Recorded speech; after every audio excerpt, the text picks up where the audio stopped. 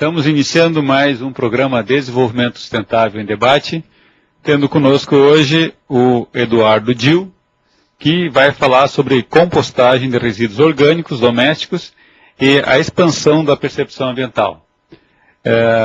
Gostaria de apresentar, então, o Eduardo, que é um consultor técnico da Ambiente Consultoria, atua na área de Educação Ambiental e Reciclagem Orgânica, e também é membro da Comissão de Fiscalização Sanitária e Ambiental do Conselho Regional de Medicina Veterinária. Nós tínhamos previsto hoje a participação da Karina, conhecida como a Reciclade, que teve um problema de última hora e vai voltar a participar do programa em outra oportunidade. Mas é uma satisfação ter o Eduardo aqui conosco, que gentilmente também se prontificou a participar hoje do programa. E nós gostaríamos, então, Eduardo, de te pedir para fazer uma apresentação aí, né? Afinal, o que é o trabalho que você faz aí como consultor técnico da Ambiente Consultoria, né? E falar um pouco daí, então, da questão dos resíduos orgânicos domésticos, né? Tá bem, boa tarde, professor Luiz Felipe. Agradecemos também a oportunidade de estarmos aqui trazendo em debate esse assunto, que eu acho que tem tudo a ver com a questão da sustentabilidade. E esse é um trabalho, a questão da reciclagem dos resíduos orgânicos domésticos, é um trabalho que a gente faz, já faz muito tempo, individualmente, começando pelo nosso núcleo familiar, já faz mais de 20 anos, né, 25 anos. Começando por um interesse pessoal e uma aptidão de tratar dessas questões com uma naturalidade muito tranquila, né? Essa questão, eu acho que de usar a composta, fabriqueta de adubo, ela é muito mais do que isso, ela é muito mais do que sustentabilidade, ela é muito mais do que educação ambiental. Ela é realmente uma ferramenta poderosa para a gente expandir a nossa percepção ambiental, né? O que a gente costuma fazer, professor? A gente já faz a compostagem doméstica em apartamento há mais de 4 anos, né, que foi uma evolução do quintal da casa, né, que na verdade é uma continuidade de um processo que nossos avós e todas as gerações que vieram antes da gente faziam, com mais ou menos informação ou mais ou menos consciência do que estavam fazendo, né? Então, na verdade, a gente está trazendo conhecimentos que, na minha formação, como já foi dito, eu sou médico veterinário, e a gente tem muita informação na área dos processos de fermentação, dos processos biológicos, questão de biodiversidade de solos, né? E também de tratar com resíduos da produção animal, que também é uma escala um pouco maior, de produzir adubo, de transformar, de realmente reciclar, ou seja, transformar um material, uma matéria-prima em outra, num processo de transformação que vai favorecer a todos, né? Estamos falando de uma pequena atitude que realmente pode ajudar a salvar o planeta. Não digo salvar o planeta, mas melhorar a nossa qualidade de vida, reduzindo custos de energia, né, custos de matéria-prima, e também trazendo muita satisfação e aprendizado, né? Eu gostaria de dizer que também agradecer a Karina, né, a nossa querida Reciclade, por ter cedido esse espaço, e ela costuma trabalhar a campanha que separar lixo é legal, né? Nós temos aí uma previsão que é um dever previsto em lei, uma simples atitude que promove a cidadania, né, a inclusão social, gera trabalho, renda e economiza matéria-prima e energia, né? Além de diminuir o volume de resíduos destinados aos lixões e aterros sanitários. Então aí a gente começa a desenvolver um raciocínio em cima dessa questão da reciclagem dos resíduos orgânicos e começar a expandir essa nossa percepção, né? Eu acho que cabe citar a questão da lei estadual que nós temos aí há mais de 10 anos no Estado, a Lei 9.921, que a segregação à origem, né, visando o seu reaproveitamento otimizado, é de responsabilidade de toda a sociedade, né, e deverá ser implementada gradativamente nos municípios mediante programas educacionais e projetos de sistemas de coleta segregativa. Pois bem, nós como cidadãos e como indivíduos dificilmente temos a noção do contexto urbano, né, voltado à questão dos resíduos, que nós mesmos somos responsáveis. É a segregação na origem, né? O que é isso? O simples de separarmos o lixo dentro das nossas casas, né, identificando os materiais, sabendo basicamente o que é seco e o que é molhado, assim, em palavras simples, ou o que apodrece e o que não apodrece, né? Para ser bem simplista, assim. Então, no ato da identificação e da segregação na origem, nós temos concentrado um material que não precisa e não deve, até por lei, deveria ser feito, essa mistura dos materiais, né? Que depois vamos falar mais adiante, as consequências dessa pequena atitude na cadeia produtiva, né? Então, no momento que nós temos segregado esses materiais na origem, ou seja, lá na pia da cozinha, a gente tem condições de dar destinos diferentes para esses materiais. Para quem não faz a coleta, quem não faz a compostagem, vai fazer o seguinte, vai colocar esse material orgânico nos dias, normalmente nos bairros de Porto Alegre, nos 3 dias da coleta convencional. E o restante, que é o seco, os vidros, os metais, os papéis, deveria estar indo, né, de uma maneira mais otimizada no dia da semana da coleta seletiva, né, que Porto Alegre, uma capital diferenciada com relação a isso, tem todos os bairros, seus bairros têm essa coleta seletiva que normalmente é uma vez por semana, né, devendo ser ampliada em breve para alguns bairros para 2 vezes por semana, né. Então, de posse desse material, eu consigo dar destino dentro da minha casa, dentro do apartamento, em 2 recipientes onde eu tenho lá concentrado uma na verdade, eu tenho um local onde eu vou fazer uma imitação do que acontece no solo da floresta, né? Eu tenho uma diversidade de seres macroscópicos e microscópicos, para falar em termos mais normais, minhocas, tatuzinhos, lacraias, ou fauna que nós podemos enxergar, né? Podemos visualmente identificar. E aquela fauna que nós não identificamos, que é a fauna microscópica fundamental, são as bactérias, fungos, que no momento que se coloca, por exemplo, uma casca de banana, uma granja, essa vai atacar as formas desse material. Então, de 15 dias a 20 dias no máximo, uma casca de banana passa a ser um punhado de, né, sem cheiro, com a cor escura, de pronto uso, se usar em jardim. Eu acho que antes de começar o debate, eu gostaria de dizer a questão do descarte, né? A população tende a achar que a nossa responsabilidade está cumprida até ali, e que o lixo desaparece num toque de mágica, então, porque o caminhão passou e levou para longe. Mas aí, então, o que acontece, então, né? E como que eu posso colaborar?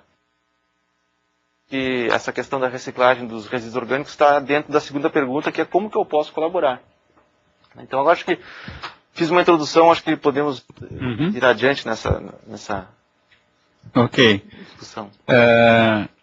Eu gostaria também de agradecer aqui a presença dos nossos debatedores, aí do Kleber, da Lia e do Lauro, né, e dizer que nós já temos vários internautas conectados e estamos aguardando as perguntas e as contribuições. Mas, Eduardo, acho que você traz um tema muito interessante, né, porque nós estamos com um modelo de vida urbano, né, que vamos cada vez morando mais alto, né, em edifícios e nos afastando do solo, e parece que isso nos distancia, né. Então você diz que de repente que é possível também num apartamento lá no 20º andar ter uma horta ou fazer uma compostagem, né, fazer alguma coisa nesse sentido. E também acho que outro dado interessante é essa questão do volume, né, que se gera de lixo aí 300, 350 quilos por ano, né, que dá mais ou menos quase 1 quilo por dia, né, e 50, 70% disso é orgânico, quer dizer, é uma matéria-prima que a gente está jogando né, põe num saquinho plástico, a prefeitura recolhe e vai para um aterro, né, que poderia ter um destino mais nobre, né, como você está dizendo aí, fazer uma compostagem e aproveitar isso aí. Bom, mas acho que nós temos aí bastante coisa para discutir. Eu queria ver também se o pessoal tiver alguma questão. Não, só para iniciar, então. Boa tarde a todos aqui presentes. Eu gostaria de saber mais ou menos, já que tu já entrou na questão já da compostagem, né, doméstica, né, eu gostaria de saber, sim, em que espaço, qual o espaço que tu normalmente disponibiliza, que espaço que é necessário, assim, na tua casa, onde é que tu faz isso, quantos metros quadrados, ou, sei lá, que tu precisa pra fazer, e, tipo, quantas pessoas tu consegue, tipo, não sei quantas pessoas moram contigo na tua casa, tipo, entende o que eu quero dizer, assim, quantas, tipo, se eu tenho uma família de 10 pessoas, obviamente eu vou precisar de um local maior, creio eu, assim, né? Mais ou menos, tipo, para 2 pessoas ou 3 pessoas, quanto de espaço precisamos? Antes de vir para cá, eu sabia que essa pergunta ia vir, né? E eu fui dar uma olhada no nosso espaço, ele não tem mais do que 2 metros por 1, né? Usado em 2 níveis, no nível de uma mesa e as prateleiras onde vão o material mínimo necessário para se acondicionar. Porque existem, é como se fosse fazer uma receita de pão, né, que vão lá os resíduos orgânicos, vão alguns minerais cinza, é importante ter, né, e vão também, eu utilizo a serragem, né, a serragem, o pó de serra, que nesse processo ele é fundamental para que não se gere o líquido, né, que tem nome técnico de chorume, não dê cheiro, né, não atrai insetos, nem moscas, enfim. Então 2 metros por 1 é o suficiente para reciclar o lixo de 3 pessoas, né, 3 a 4 pessoas. Claro, vai depender da dieta alimentar dessa família, né, dessas pessoas. Numa casa, também vai dispor de um lugar no pátio, a céu aberto, de preferência num piso drenante.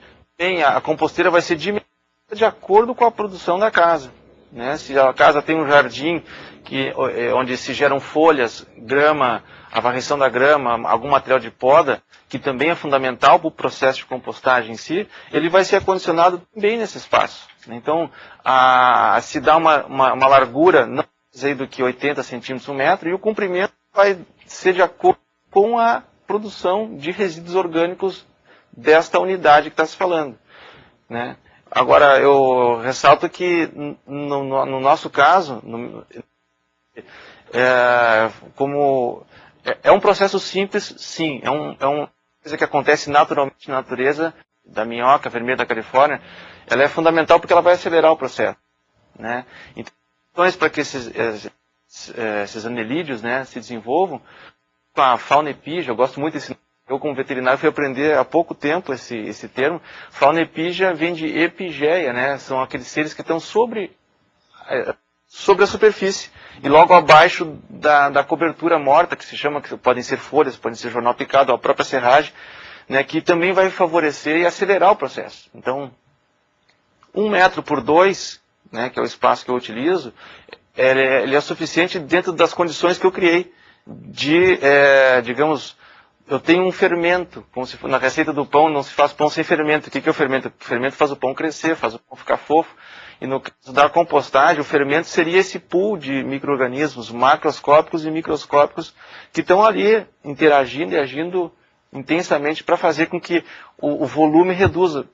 Porque a gente não tem noção de quanto se reduz de volume no processo de compostagem, né, de transformação desses resíduos orgânicos. Basicamente, em média, 80% é água, de uma casca de batata, de uma casca de laranja, né, de uma maçã, dos alimentos em geral, né? Então, no processo de compostagem vai haver liberação de monóxido de carbono, de água e temperatura, né? E o restante é a umidade que sai, fica o quê? Ficam os minerais, basicamente, né, com a matéria orgânica, que é o resultado final do processo. Então só é bom ressaltar então que não há cheiro, né? Porque muita gente acha que não faz, porque vai ficar as coisas apodrecendo aqui na minha casa, vai ficar um fedorão. Não há cheiro, a pessoa pode fazer tranquila que... Eu digo que dá cheiro sim, mas no processo que eu faço não dá cheiro, e até eu descobri um desodorizador, nada mais é do que carvão dentro de um saco, né? Quando eventualmente dá algum cheiro, e aí é importante ressaltar que comida, restos de comida, principalmente de origem proteica, como queijo, restos de carne, esses sim vão originar gases, gás sulfídrico, sulfetos que podem dar cheiro. Agora, sabendo fazer o processo, observando a proporcionalidade de rico em carbono e rico em nitrogênio, vamos traduzir isso, folhas e serragem, material marrom é rico em carbono, e as folhas verdes, os restos de cozinha, são material rico em água e nitrogênio, tendo uma relação de 3:1, 3 de material rico em carbono e 1 para material rico em água e nitrogênio, a gente consegue driblar isso aí e evitar que esses odores, esses cheiros que são naturais de um processo de compostagem se originem dentro de um pequeno espaço. Não vou dizer que não dá, a gente tem que aprender, é um aprendizado constante de se fazer esse processo funcionar. Eu tenho algumas perguntas já aqui dos internautas, você queria te repassar. O Matias de Curitiba está perguntando sobre a compostagem em hotéis e pousadas, e dizendo pergunta se em pequenos hotéis ou pousadas se podem gerar resíduo zero, se é possível, né, que você não colocar nada para fora do estabelecimento, fazer toda a reciclagem interna. E ele dá o exemplo de um hotel em Visconde Mauá, no Rio de Janeiro, que há 2 anos não coloca lixo para fora do estabelecimento. Casca de ovo, por exemplo, eles moem e servem no café da manhã para os turistas que colocam no iogurte, entre outras ideias, né? A pergunta é, você acha que é possível ter resíduo zero, quer dizer, todo o resíduo orgânico ser, de alguma forma, reciclado, reaproveitado dentro do estabelecimento? Sem dúvida. Eu acho que, claro, há certas condicionantes para que isso aconteça. Geralmente os hotéis eles vão ter espaço físico suficiente para que isso aconteça. Agora, nós estamos falando de algo que dá para chamar de gestão ambiental, né, focando os resíduos orgânicos do estabelecimento, que gera uma quantidade considerável proporcional ao número de leitos que ele tem. Né? Vai ser necessário aporte técnico, eu acho que, a não ser que a pessoa tenha bastante prática e informação, porque quando os volumes são maiores, estamos trabalhando numa outra escala. Agora, com certeza é possível, assim, sob o aspecto e o foco dos resíduos orgânicos, se não se colocar nada para fora. Não existe nenhum senão que impeça que isso aconteça. Né? Desde que a técnica empregada, os espaços físicos disponíveis e a mão de obra destinada para isso, porque isso é um manejo diário, a cada refeição se gera, né, o fluxo desses a unidade de compostagem dimensionada para o estabelecimento, funcionando tudo isso, previsão de um gerenciamento um pouco maior, é possível sim. Né? Com certeza é possível que isso aconteça. Falando de resíduos orgânicos. Né? Eu queria fazer uma pergunta, que eu sou leiga no assunto, eu queria que tu falasse do processo exatamente, assim, como é que tu faz os materiais que tu utiliza, como é que tu colocas, assim. Por exemplo, é um recipiente que tu usa, sabe, para fazer a compostagem na tua casa. Que aqui tem surgido alguns comentários, assim, mas será que uma reciclagem no apartamento realmente não tem cheiro? Bom, para responder essa pergunta direta, é só perguntar para qualquer pessoa que frequenta a nossa casa, e vão de crianças a pessoas idosas, e todo mundo vai lá e confirma. Eu mostro, faço questão, porque eu tenho uma oficina montada dentro da sala, de um pequeno quartinho que funciona como a área de compostagem, como área de ensino também. Né? Até hoje, às vezes, quando estou na pressa, acontece de colocar uma camada muito... um pouco mais compacta, pode, mas é só uma questão de manejar ali já na hora, por exemplo, como fazer para não ter cheiro. Então eu tenho 2 floreiras, que eram os recipientes que eu tinha à disposição na casa. Uma de 80 por 20 por 18, que é uma floreira padrão que se compra isso, e uma outra de 40 por 40 por 40, uma floreira, um vaso. Né? Então é importante que essa proporção de materiais que são ricos em água e nitrogênio seja respeitada. Então, camadas alternadas de resíduo seco com resíduo orgânico, sempre, sendo que a última camada sempre vai ser uma camada de folhas secas. Se não respeitar isso aí e espalhar os materiais em camadas homogêneas não mais do que 3 centímetros, aí o processo funciona. Né? E eu volto a dizer que para não ter cheiro e que isso aconteça, isso leva um tempo até a composteira se ativar. Nesse espaço de 2 por 1, eu tenho latas, né, reutilizadas latas de azeite, essas padrão grande, onde eu tenho módulos de... O que são isso? Eu reproduzo ali essa fauna essa biodiversidade presente na composteira e uso ela para começar novas composteiras. Isso é como se fosse um fermento que eu estivesse levando para fazer novos pães, né? É um módulo de inoculação para começar novas composteiras. Quer dizer que quando começar uma nova composteira, e cuidar dos internautas que estiverem nos assistindo, que começar uma composteira sem esse módulo de inoculação vai trazer dissabores. Aí a pessoa vai ter, não respeitando isso, ela vai ter a possibilidade nos primeiros dias gerar um cheiro ruim, de atrair insetos. Então, por isso essa maneira tem que ser, é simples sim, mas desde que se respeite algumas informações. Só para completar a tua resposta da questão das camadas, né? O uso de pó de rocha, o Geobacter, que aí no nosso caso em Porto Alegre eu tenho conseguido na feira da Colmeia, que é um melhorador de solos com cálcio, fósforos, potássio, nitrogênio. Na verdade são micronutrientes, são minerais importantes no processo de compostagem. Então, a cada 2 ou 3 colocadas do resíduo, que todo dia é feito o processo. A cada 2, 3 dias eu vou lá e coloco um pouco de minerais, desses minerais, um pouco de cinza, né? Às vezes, e realmente, às vezes no início do processo, terra de qualquer origem, terra do jardim, porque essa terra também vai ajudar a reter a umidade e essa terra é rica em micro-organismos, né? Que também retém os odores, né? Então, sempre começando a primeira camada basal lá debaixo do recipiente com material que vai demorar mais para compostar, para virar adubo, como por exemplo a serragem ou a folha seca, depois a camada de resíduo orgânico e assim por diante, fazendo camadas alternadas e sempre mantendo por último essa camada bem espessa de folhas, né? Então isso aí é fundamental para que não venham insetos, não tenha cheiro, enfim. Então, eu vi que tem várias especificações técnicas, né? Ele falou, 3 centímetros isso aqui tem que ter lá resíduos que não vão virar adubo tão cedo, tudo mais. Tem algum site, algum local que tenha exatamente essas especificações técnicas aí, não sei, algum local para os internautas verem ou para o pessoal ficar mais tranquilo quando for fazer, ter um negócio mais... Tem assim, eu até não passaria aqui sem citar a Fundação Gaia, né? Nós temos lá o nosso amigo Alexandre de Freitas, que é o educador ambiental, que tem inscrito no site da Fundação Gaia, né? Só botar ali no Google Fundação Gaia que vai aparecer o site deles. Ele tem lá um pequeno texto de mais ou menos 3 folhas de como fazer uma composteira doméstica. Ali ele vai dar explicações, a maneira dele, que cada um tem a sua, mas ela coincide muito com a que eu faço, que já está escrito e que pode ser acessado para que se acesse essa receita de bolo. Eu falei 2 centímetros, 3 centímetros, mas na verdade é um sanduíche, né? É um sanduíche de camadas alternadas, né? Então não tem... Depois que se pega essa noção geral, eu acho que começa a ficar mais fácil, né? Essa atividade que você vem fazendo, ela se restringe mais ao resíduo orgânico, né? Ou ele também pega algum tipo de atividade com os outros resíduos que são considerados como secos?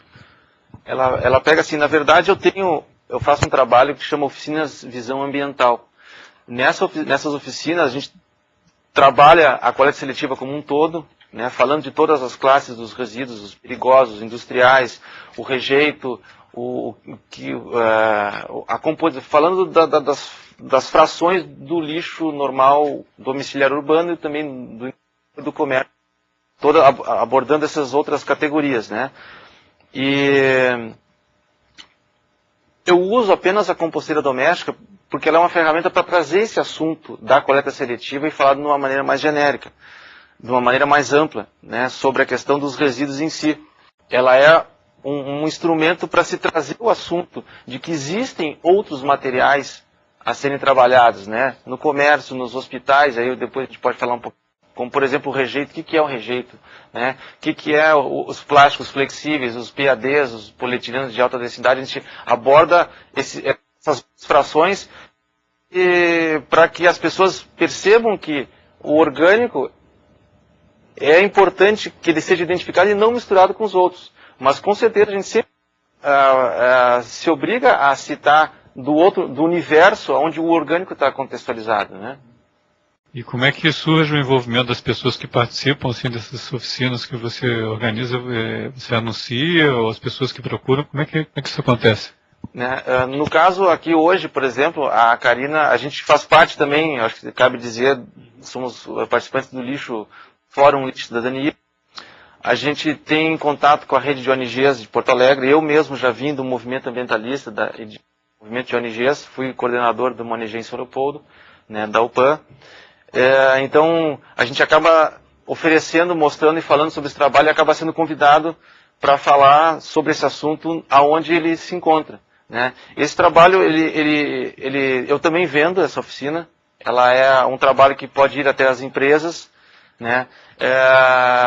Houve no verão algumas oficinas também que foram feitas unindo a questão do ecoturismo, agroecologia, né, e educação ambiental na Pousada Ecológica Cantos da Mata em Maquiné, aonde nós criamos a oficina e divulgamos pela internet, né, demos entrevista na Rádio Universidade. A oficina da reciclagem dos resíduos orgânicos foi um dos temas abordados. Né.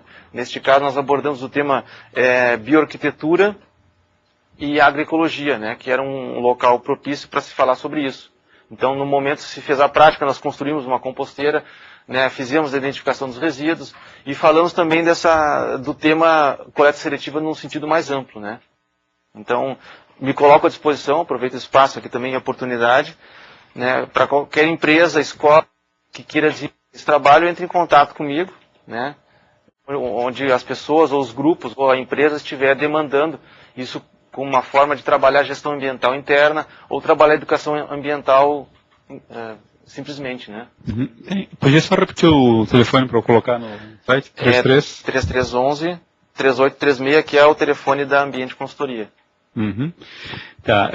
Tem uma outra pergunta aqui da Silvia, que diz como é que um veterinário tomou esse rumo aí, né, de atuar na questão ambiental, a educação ambiental e trabalhar com resíduos orgânicos, né? O que teve, se você puder falar um pouquinho da tua trajetória aí, né? O que te fez chegar a essa posição? Essa pergunta também sempre vem aqui que um veterinário está fazendo. As pessoas, na verdade, têm muito pouca, a sociedade tem muito pouca noção do que... Parece que é coisa de agrônomo, né? É, coisa de agrônomo. Mas só em falar em fauna epígea, em resíduos animais, né? Em processos biológicos, fermentação...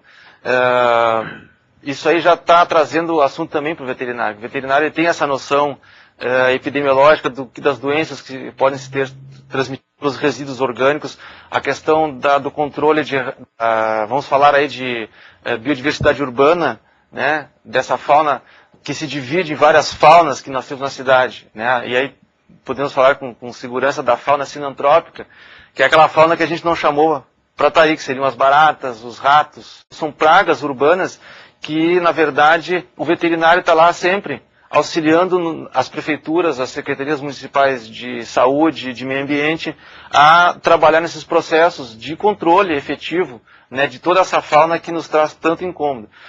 Eu formei em 91 aqui na URGS, né, na medicina veterinária, e desde então, e eu acho que cabe falar que a nossa turma de 86 foi a primeira turma do Brasil onde a URGS iniciou um processo total de reforma de currículo, ampliando o perfil e a visão do médico veterinário. Né? O médico veterinário hoje, e eu me sinto incluído dentro dessa turma, que está buscando novas frentes de trabalho. Né? Então, os cursos todos que eu fiz pós-formado foram voltados para essas tecnologias limpas, né?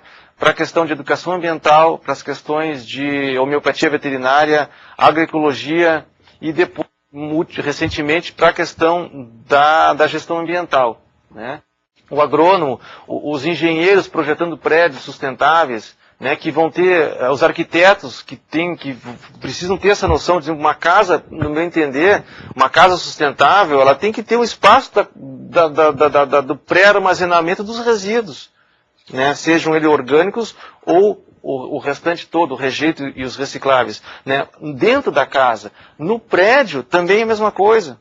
Né, então acho que isso é essa visão transdisciplinar, né, que se forma para se tratar a questão ambiental, acho que está na hora de todos nós entendermos que todos nós temos ingerência sobre esses assuntos de ordem ambiental.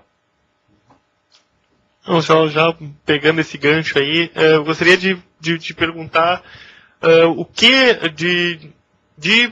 relacionado à gestão ambiental ou ao meio ambiente tu teve na tua graduação, na verdade, lá na veterinária. Porque outro dia nós estávamos conversando e até muitas pessoas estavam criticando que, por exemplo, o engenheiro, como tu mesmo falou agora, precisaria ter, né, na sua graduação, na sua formação, alguma coisa de gestão ambiental, né, para ele, quando for fazer o prédio dele, saber, né, vou fazer isso aqui porque para separar os resíduos, ou para fazer uma compostagem, alguma coisa. E daí estavam reclamando que normalmente não tem, né, ou por exemplo, aqui na administração, eu faço administração de empresa, tipo, tem uma disciplina somente eletiva, né, de gestão ambiental. Então, e no direito da URGS, um outro amigo meu também falou que tem um direito ambiental e também é eletiva. Então, eu gostaria de saber o que tu teve de veterinário e o que tu acha. Tu não acha que a universidade deveria reformular também alguma coisa desse estilo? Não tenho dúvidas. Tudo que eu falo aqui, que eu aprendi, na verdade, eu trouxe de casa e não aprendi no primeiro grau, não aprendi no segundo grau, aprendi no terceiro grau, na graduação, na medicina veterinária, mas não tinha um enfoque com a variável ambiental. A gente aprendeu a fazer a questão da produção de adubo com resíduos animais, ou dar destino correto aos resíduos animais em células de Beccari, que seriam containers lá para fazer a fermentação e a neutralização dos germes patogênicos, mas nós não tínhamos o enfoque ambiental.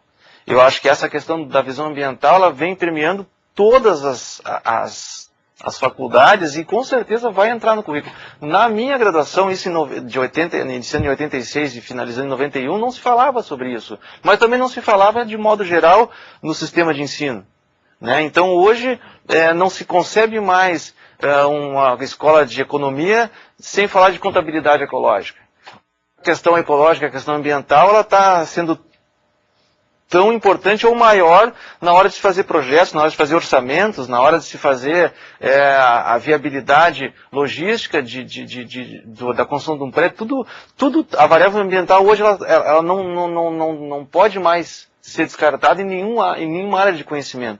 Então, eu acho que estamos evoluindo nesse sentido. Ainda não temos, até não me preocupei em ver ultimamente como é que está a grade curricular do curso de medicina veterinária, para saber como é que está essa questão da visão ambiental em cadeiras em separado, justamente para tratar desse assunto.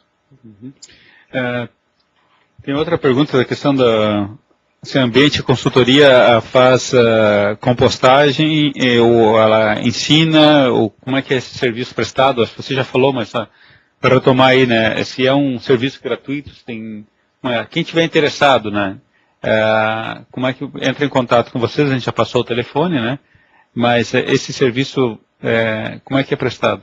No caso da questão da oficina de resíduos orgânicos, é um trabalho meu pessoal, né? Eu, como membro da Ambiente Consultoria, eu faço esse trabalho em separado, cobrando às vezes, e dependendo da situação, não se cobrando, porque um trabalho que deve, acho que ter cunhos filantrópicos, mas para empresas, por exemplo, quando trabalha com gestão ambiental, você entraria lá na área da educação e capacitação de recursos humanos, até para tratar questões que já vêm sendo tratadas com relação ambiental dentro da empresa, né? A Ambiente Consultoria, ela hoje basicamente tem seu foco na área jurídica ambiental e está buscando ampliar os seus serviços na área ambiental e em outras áreas de atuação. No meu caso, como veterinário, eu estou com o desafio de desenvolver um produto para a área do gerenciamento dos resíduos do serviço da saúde, né, onde eu poderia, como técnico, ter uma RT e buscar essa assessoria e consultoria nessa área, né. Então, as pessoas me chamam mais a nível individualmente para trabalhar isso. Agora, dentro de um programa de uma empresa, de levar isso como um programa de gestão ambiental onde se inclui isso aí, sem problemas, né? E isso a gente já vem fazendo em maior ou menor grau. Tá. E a questão outra pergunta também sobre se forma um gás na compostagem, chega a formar o gás e se forma, como é utilizado? Acho que não vamos entrar muito nessa questão técnica aí, porque antes eu estava conversando com o Laura aqui a questão dos biodigestores, né, que seria um outro processo de compostagem, mas sem a presença do ar. Nesse caso, vários gases se geram, mas eu não vou entrar em detalhes em quais os gases. Eu sei que gera gás, e principalmente umidade e gás carbônico, né, que são o gás principal que é formado.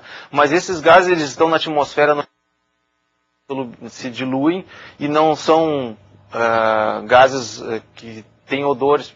Proteínas, né, restos de casca de queijo, algum pedaço de carne, com certeza vão dar origem. Ovo, por exemplo, se tem ovo que estragou, aí é bom diluir bastante, porque se tiver concentrado, nós estamos dando chance que, principalmente o gás sulfídrico, né, e o sulfeto. Falar um pouquinho sobre a questão da percepção ambiental, né?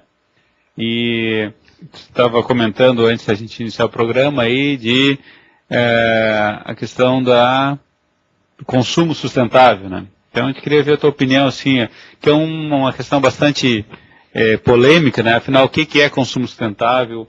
O que é desenvolvimento sustentável, né? Iniciaria te perguntando, assim, o que é, afinal, para você, desenvolvimento sustentável? Aí tem chavões aí, na verdade, é a gente conseguir viver, se alimentar, se vestir, se transportar, morar, sem tirar as chances aí das gerações que estão vindo depois, inclusive da nossa mesma, né? Então, essa questão da sustentabilidade, quando se fala em compostagem, é uma escala tão pequena que às vezes a gente não percebe o quão importante é nos processos de sustentabilidade que está se falando.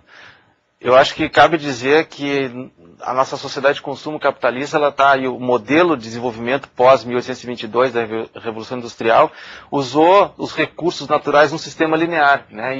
Se ia na natureza, se retirava a matéria-prima, se beneficiava, se transportava, se utilizava e se descartava num modelo linear de extração, consumo e descarte final.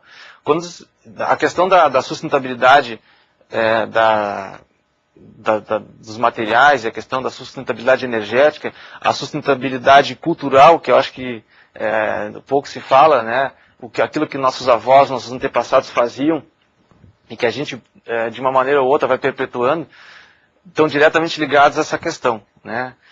Os ciclos da natureza, e eu acho que a gente, quando fala em sustentabilidade, a gente está, no mínimo, imitando os ciclos naturais da energia, o ciclo natural da água, o ciclo natural da matéria orgânica, o ciclo natural do oxigênio. Quando se faz a compostagem, a gente está resgatando esse conhecimento ancestral, tendo informação científica em cima dela e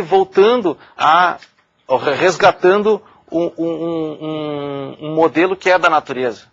Então, quando se fala em reciclar resíduos orgânicos, nós estamos falando realmente num processo que é sustentável ad infinitum, né? Algo que acontece na natureza e sempre aconteceu, e que nós, tendo de posse esse conhecimento, a gente pode e deve trabalhar essa questão da sustentabilidade a nível individual, a nível da unidade familiar, do prédio, do bairro, naquela escala que vai aumentando até atingir todo o centro urbano, e a gente conseguir ver o centro urbano como um sistema vivo, que mantém a seu aporte de energia e a sua gerência em cima do que precisa e produz, de uma maneira que vá reduzir ou manter os gastos quando se pensa em energia, em matérias-primas e em materiais, enfim.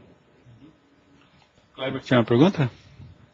É mais ou menos dentro desse assunto, né, que a gente queria saber. Eu acredito que uma iniciativa como essa que você vem trazendo para várias pessoas, ela tem sim um grau de contribuição interessante para a sustentabilidade a partir do momento que, se cada um fizer a sua parte, acho que o todo vai ser beneficiado, né? Mas a gente acaba percebendo com o tempo que boa parte da dificuldade de se conseguir esse efeito de multiplicação que você está mostrando aí envolve vencer velhos hábitos, né, e as dificuldades naturais do ser humano de ter alguma resistência, algum tipo de modificação no seu dia a dia, nas suas atitudes em geral, né? E como é que você vem, talvez, abordando esse tipo de mudança, esse tipo de proposta de modificação dos hábitos com os hábitos das pessoas em geral? Isso é tratado no seu trabalho? Sim. Eu acredito muito na informação. Eu acredito na informação que faz sentido, na informação que muda a realidade através de uma mudança de consciência, né? Então, esse trabalho que eu faço é uma grande satisfação que eu tenho, né? Na Semana do Meio Ambiente nós fizemos uma oficina dentro do hospital, do Grupo Hospitalar Conceição, de Educação Ambiental, e tiveram presente 39 pessoas. né? Então, no final, a gente começa a interagir, essa informação que eu procuro passar nas oficinas, né, que ela tem uma parte, primeira, teórica, e uma segunda parte, que é uma prática de manejo da composteira, porque eu levo a composteira comigo, faço a prática lá. Então, eu repasso essa informação e eu tenho convicção e certeza, e as pessoas me dão esse retorno, de que essas informações que eu passo, elas despertam nas pessoas o seu poder individual de mudança.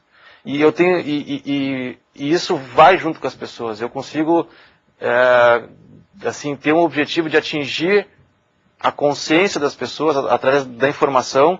Essa consciência se transforma em atitudes, e essa pessoa que ela leva consigo isso aonde ela for. Eu acho que isso é muito gratificante, e eu acho que é uma alavanca multiplicadora daquilo que eu acredito, né? Que fazer sustentabilidade, práticas que fazem sentido para o indivíduo, e esse indivíduo possa repetir essa informação aonde quer que ele esteja, começando pela sua casa, né? Começando em qualquer lugar. Aliás, quando essa informação está dentro da pessoa, aonde ela vai perceber isso. Ela vai auxiliar outras pessoas, ela vai despertar a curiosidade para ir além, se dar subsídios para a pessoa ir adiante nessa informação, porque é um aprendizado e um reaprendizado. Uhum. Né? Então, outra pergunta do Sperb aqui, que é sobre o que você acha da compostagem realizada pelo DMLU? Se isso não é uma maneira de certa forma, despreocupar as pessoas, né? Quer dizer, que as pessoas acabam comprando, né, consumindo sem se preocupar em o que fazer com os resíduos, porque o DMLU vai cuidar disso. Se não seria mais adequado que a compostagem fosse uma espécie de uma responsabilidade do consumidor, né? Nem tanto ao céu, nem tanto à terra, né? Eu acho que o DMLU tem seu papel. É um processo que eu me sinto... Eu e o Alexandre de Freitas, da Fundação Gaia, são as duas pessoas que eu conheço que fazem nessa escala. Eu acho que o sistema público tem o dever e a obrigação e a atribuição de informar as pessoas que... né? E montam esquemas numa escala para fazer a compostagem de um processo na escala na qual ele é gerado. Então, isso é um processo. Eu acho que nós hoje, essa tomada de consciência da nossa responsabilidade ambiental, ela vem crescendo, e os órgãos ambientais, e no caso da DMLU, ele tem essa visão formada, e também acompanha o processo de acordo com a sociedade vem absorvendo essa sua responsabilidade, a sua necessidade de tratar essas questões da sustentabilidade como algo realmente importante. Então, eu acho que à medida que as pessoas, através da informação do DMLU, da sua busca pessoal de informação, vai entendendo que é realmente importante separar e não misturar os materiais, de tal forma a não inutilizar os materiais, fazer um descarte consciente. Nós não falamos do consumo consciente, que eu não cheguei a falar, mas o descarte consciente dos seus resíduos possibilita que os processos de compostagem realizados pelo DMLU sejam mais eficientes, né? Temos na Lomba do Pinheiro uma unidade de triagem e de compostagem que dá conta de uma proporção, de uma fração de tudo que o centro de Porto Alegre produz, que gira em torno de 1.200 toneladas dia. Né? Hoje nós estamos com Santa Tecla praticamente esgotado. Esse material vai para Minas do Leão, a 125 km de distância. Só que essa questão, eu sempre digo que a minha fração eu não mando. A minha fração eu não pago o caminhão, não pago o óleo diesel, não pago o custo ambiental e o custo financeiro de uma área que está a 125 km da minha casa para tratar o que eu gero. São logísticas que se criam a partir da nossa responsabilidade, que começa no descarte consciente. Então, acho que quando a gente tem essa informação, a escala que isso vai tomando e o processo que isso vai formando, vai modificando ao longo do tempo.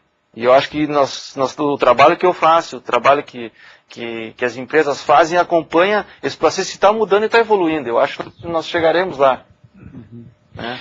E como é que o consumo consciente pode contribuir para esse processo? Isso tem várias maneiras, e vou falar como que eu procuro desenvolver isso. A começar pela alimentação, a minha alimentação. Eu procuro ter uma boa proporção de frutas, de verduras e legumes na minha alimentação. Jamais eu consigo passar mais do que 2, 3 dias sem ter frutas e verduras, né? Onde é que eu vou buscar essas frutas e verduras? Eu vou buscar geralmente numa feira de preferência agroecológica. Como eu moro no Rio Branco e nosso escritório no Bonfim, fica muito acessível acessar a feira ecológica do Bonfim, a feira da Colmeia e da Arco-Íris. Mas essas feiras estão se multiplicando por Porto Alegre. Mas não que seja agroecológica, isso já é um luxo, digamos assim, e um privilégio ter esse tipo de consumo. O que se traz para dentro de casa, por exemplo, somos adeptos da casa natural e buscamos informação para ter uma casa o mais possível ecologicamente correta do que a cidade nos oferece. Então, na hora de fazer a limpeza da casa, nós reduzimos em no máximo 3 itens os itens de limpeza. Então eu estou trazendo menos embalagens para dentro de casa, estou gerando menos resíduo, estou buscando na prateleira do supermercado produtos que tenham, que sejam biodegradáveis, que tenham embalagens reduzidas, que tenham um processo industrial que até onde a gente sabe que tem essa informação ecologicamente correto. É difícil, não é fácil, mas eu acho que é possível que com informação e com interesse a gente transformar esse consumo o mais consciente possível. Né? Então eu exercito isso e ensino as pessoas ficam admiradas como é possível. E as coisas vão se simplificando. Né? Então eu fiz um trabalho de 80 dias pesando o material que eu gero na nossa residência, né? Chegando à conclusão de que eu boto para a rua do apartamento, para fora do apartamento, 650 gramas em média de rejeito, uma vez por semana, né? Incluindo o papel higiênico que se gera na cozinha, como fio dental, ou a casca a embalagem da manteiga, por exemplo, que tem materiais misturados ali, alumínio, plástico, material orgânico, que não tem o que fazer com aquilo, né? E a cada 30 dias uma sacola de 50 litros de materiais recicláveis, mais o papel. O orgânico eu reciclo totalmente, quer dizer que eu já procuro consumir de uma maneira mais sustentável, mais consciente, mais saudável possível. Então, eu acho que tem várias formas de se consumir conscientemente, né? Consumir madeiras que são certificadas ou madeiras de reflorestamento, né? Consumir tintas que vão fazer com que a parede respire, né? Tem aí um universo de tudo que nas roupas, né? Com roupas de algodão, materiais que não sejam tanto sintéticos, que sejam de origem natural. Eu acho que isso não tem limite para a gente poder descobrir e buscar o consumo consciente, né? Ok, nós estamos já chegando ao final do nosso programa. Gostaria de ver se tem mais alguma pergunta dos nossos debatedores.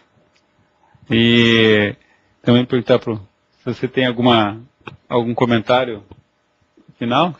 Não, gostaria de agradecer novamente o espaço, né, cedido para a gente fazer esse debate, que eu acho importante esse desenvolvimento, que é a sustentabilidade em debate. Desenvolvimento sustentável em debate. Desenvolvimento sustentável em debate, que eu acho que é um trabalho também muito importante. Eu já estive pessoalmente aqui também para ver outros debates na área da gestão dos resíduos hospitalares, que as pessoas busquem informação, tornem-se curiosas, né, vão atrás de informação, porque eu acho que é desse despertar individual que as coisas vão acontecer. Né, e me coloco à disposição também para as empresas, para as ONGs, para as escolas que queiram entrar em contato, levar adiante essa informação, eu me encontro à disposição também para contato. Então, ok, então agradecemos a presença do Eduardo Dil, né, que é consultor da Ambiente Consultoria, atua na área de educação ambiental e reciclagem orgânica e esteve hoje aqui falando conosco, então, sobre a compostagem de resíduos orgânicos domésticos e a expansão da percepção ambiental. No próximo programa, sexta-feira, dia 1º de julho, vamos ter aqui como nosso convidado o Antônio Filomena, que é da Fundação Universidade do Rio Grande, que vai debater sobre as várias fases do desenvolvimento sustentável. Nós convidamos também aos internautas para participarem do evento que ocorre na quinta-feira, dia 30, sobre a universidade frente aos desafios da sustentabilidade, que ocorre na Unicinos, e as inscrições podem ser feitas pela internet, entrando no site da Unicinos/eventos, né? E então convidamos a todos aí para participar do evento na quinta-feira e Na sexta-feira estaremos aqui com mais um programa. Um bom final de semana a todos.